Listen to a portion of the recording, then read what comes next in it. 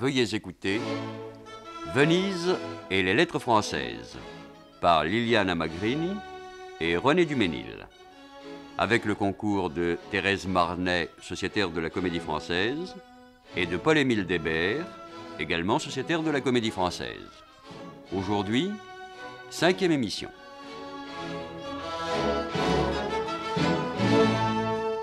À la fin de juillet 1536, Clément Marot arrive à Venise.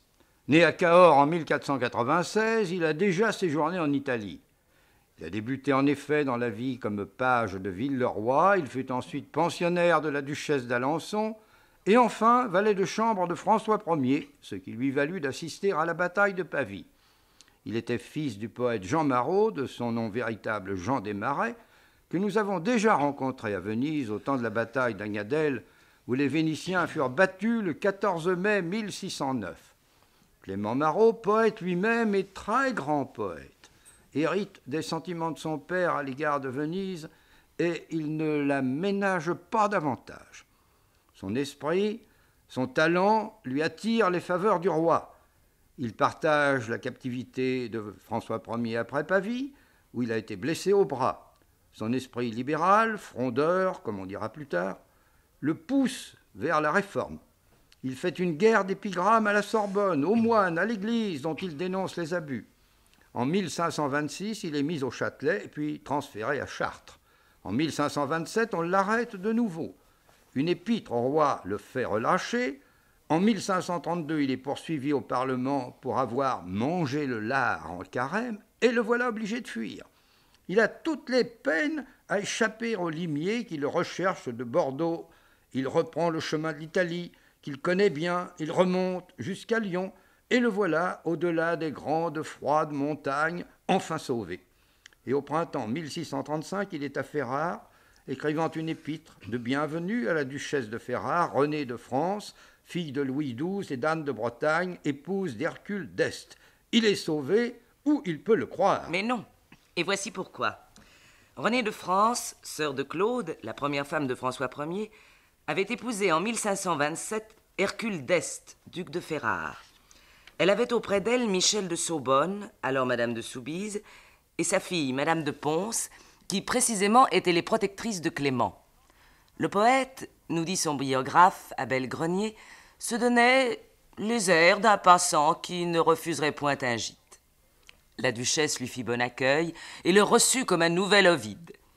Laide et boiteuse, mais subtile, discourant de toutes choses, cette princesse gardait un vif souvenir des querelles de son père Louis XII avec le pape Jules II. Et comme elle se sentait perdue et humiliée dans ce bourg d'Italie, elle avait toujours devant les yeux la grandeur de sa naissance et la noblesse de sa nation. Aussi avait-elle été amenée à remplir sa cour de Français, pédants et antipapistes. Marot n'était pas trop dépaysé. Il avait pour mentor son ami Lion Jamet, devenu secrétaire de Madame Renée. Il retrouvait à Ferrare une petite réunion de femmes, amies de la causerie et de la discussion. Autour d'elle venait souvent frétiller un poète latin. Il voyait en Marot le traducteur des Métamorphoses, des Églogues, du Jugement de Minos.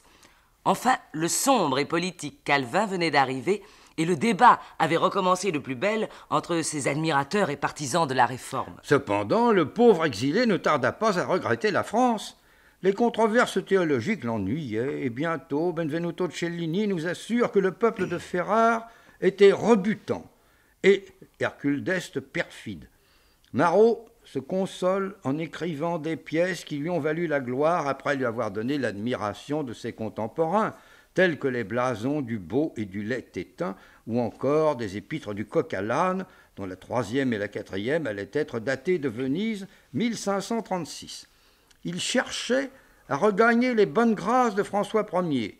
Il fut imprudent, il traita la Sorbonne d'ignorante. Et pendant ce temps, le duc de Ferrare s'impatientait, supportant de plus en plus mal cette troupe de pédants dont la présence indignait le pape, son allié. Charles Quint, de son côté, ne pouvait l'encourager à garder cette officine de pamphlets et il redoutait la réforme autant que le pape. Il encouragea donc Hercule à se séparer de ces étrangers et d'abord à renvoyer en France Madame de Soubise et de Ponce.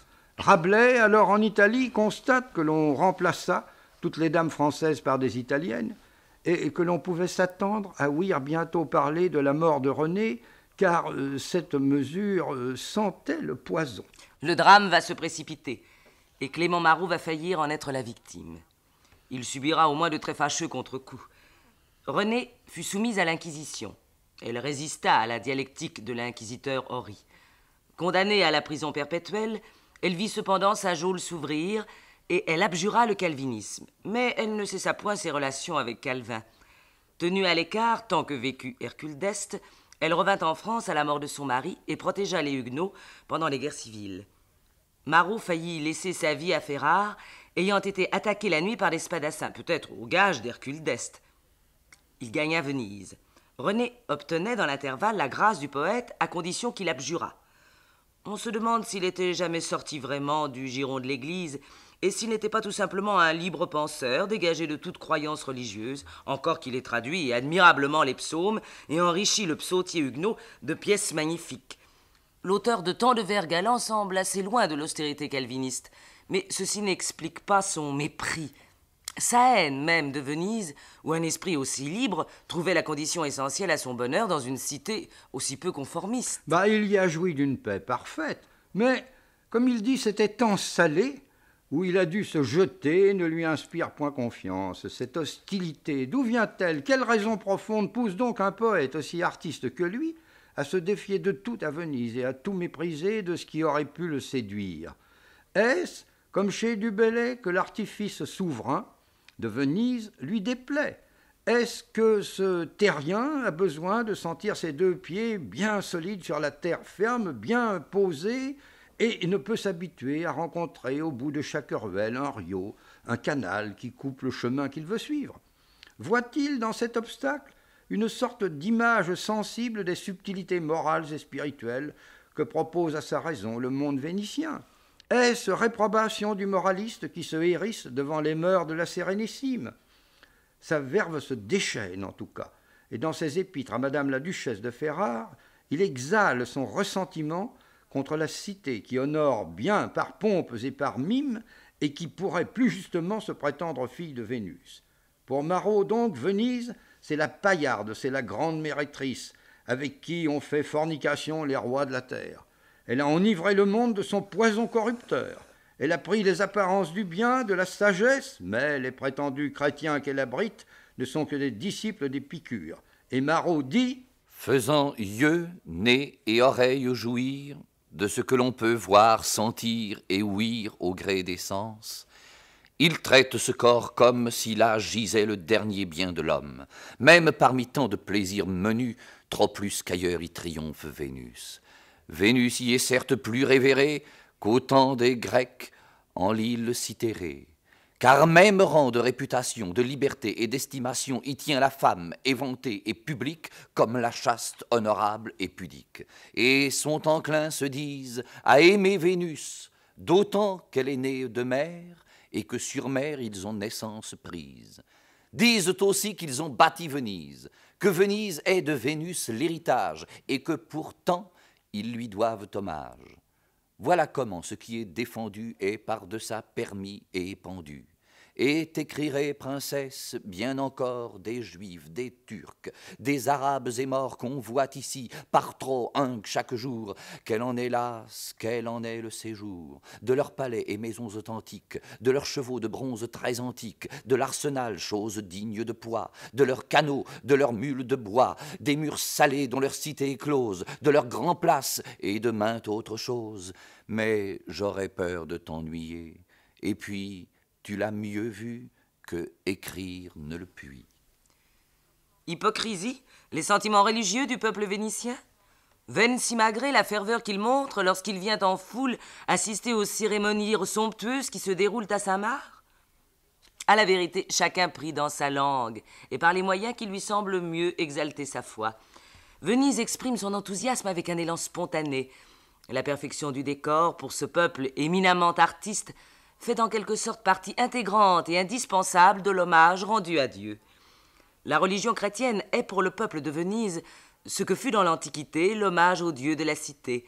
Saint-Marc est le lieu saint, non point Rome ni le Vatican. Comme le Sénat, le peuple supporte mal l'autorité du souverain pontife. Les fêtes offertes à Dieu pour célébrer le culte ne doivent le céder en rien pour leur éclat aux fêtes purement civiles. Il faut qu'elles soient les plus belles du monde. Marot, évidemment, ne veut pas se placer à ce point de vue pour les juger. Mais peu de temps après l'épître à René de France, Marot adresse à son ami Lyon Jamet un épître du Coq à l'âne, dont les derniers vers, montrant quelque optimisme, peuvent être pris comme un mot de reconnaissance envers Venise pour la paix qu'elle lui donna. Fille de mourir pour la gloire, ou pour se faire grand seigneur d'aller mourir au lit d'honneur. Ô compagnons, prenez l'enseigne, celui qui la portait est bas. Sans bleu, voilà de beaux ébats, voilà comment on s'y gouverne. Dans une bonne taverne, j'oserais entrer hardiment, où on ne frappe nullement. C'est ainsi que Clément devise, vivant en paix dedans Venise.